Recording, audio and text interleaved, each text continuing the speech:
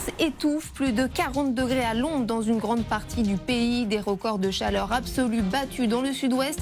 Un épisode caniculaire déjà qualifié d'exceptionnel par Météo France. Conséquence, le risque de feu de forêt est élevé dans le sud du pays.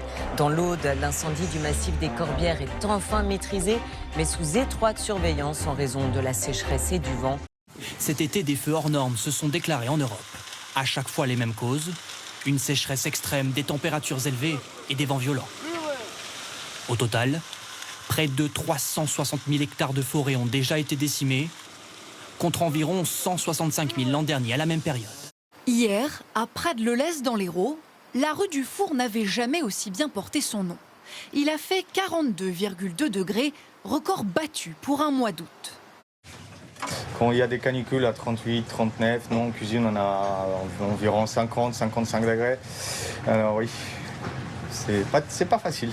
Cet été sera très probablement l'un des plus frais que nous vivrons. Les vagues de chaleur et les épisodes caniculaires vont se multiplier dans les prochaines années. D'ici la fin du siècle, il y aura en moyenne 10 fois plus de jours de vagues de chaleur qu'aujourd'hui, avec des températures qui atteindront localement les 50 degrés. Le littoral méditerranéen sera tout particulièrement touché et vivra jusqu'à 120 nuits tropicales par an. Plus de 40 degrés, peut-être même jusqu'à 43 cet après-midi dans le centre de Bordeaux. Est-ce que ça vous inquiète? Non. Non. Non. Alors c'est quand même un record, il faut le dire. L'une des principales centrales nucléaires françaises à l'arrêt en raison d'une invasion massive de méduses. C'est un incident rarissime à la centrale de Gravelines dans le Nord. À cause du courant et des vents, plusieurs milliers de méduses de 10 à 40 cm s'infiltrent dans le système de refroidissement de la centrale. Ces dernières, incapables de nager à contre-courant, se retrouvent agglutinées jusqu'à complètement obstruer le passage de l'eau.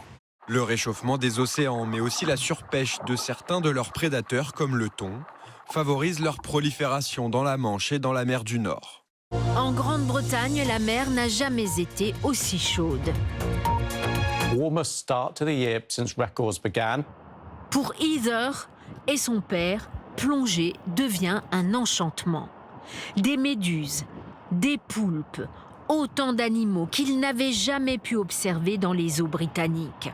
Tant qu'on n'aura pas de politique climatique qui s'attaque directement aux énergies fossiles. Et pour rappel, la Cour internationale de justice a rappelé dans son opinion de juillet 2025 que c'était ça le problème et qu'il fallait, les États ont une responsabilité, ils doivent régler ce problème-là en s'attaquant aux énergies fossiles. Nous n'avons pas de politique pour nous attaquer à la source du problème. Nous n'avons que des politiques de bricolage. On vous réveille de la sieste? Non, je digère. Vous êtes du coin, vous? Non, je suis pas du coin, moi. C'est vrai? Ah non, moi, je suis de Picardie, moi. Pourquoi pas Jean-Luc? C'est un habitué des lieux, et pour profiter de la vue, il n'a besoin que d'un accessoire. Ça fait 30 ans que je pose ma chaise ici, 30 ans que, je me détends. Ouais, c'est là bien tranquille, au calme, relaxation, et après, on va se relaxer à la piscine. Priorité au direct, on écoute le président américain. Eux aussi seraient responsables de l'explosion supposée de la criminalité à Washington. Des milliers d'hommes et de femmes sans domicile fixe. Donald Trump veut les chasser sans plus attendre, un durcissement qu'il justifie par une délinquance selon lui plus élevée ici que dans les zones les plus dangereuses d'Amérique latine. Oh ouais. Maîtrise. Le sien est bricolé aussi. Ouais, il est pas mal fait. Franchement, c'était sûr que ça allait arriver. La maire démocrate de Washington, Muriel Bowser, a démenti clairement une hausse de la criminalité à Washington, soulignant que les chiffres avaient même baissé de 26% par rapport à l'année dernière.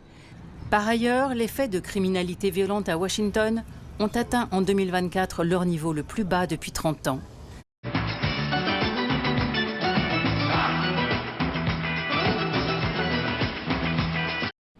Je déploie la garde nationale pour aider à rétablir la loi, l'ordre et la sécurité publique à Washington DC. Et ils seront autorisés à faire leur travail correctement.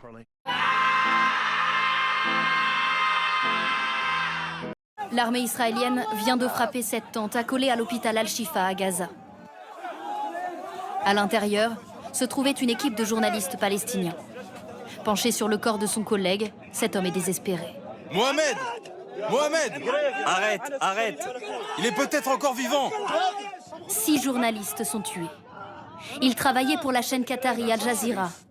Parmi eux, Anas Al-Sharif, 28 ans, un visage bien connu des téléspectateurs de la chaîne. Il était l'un des visages les plus connus parmi les correspondants couvrant la guerre à Gaza.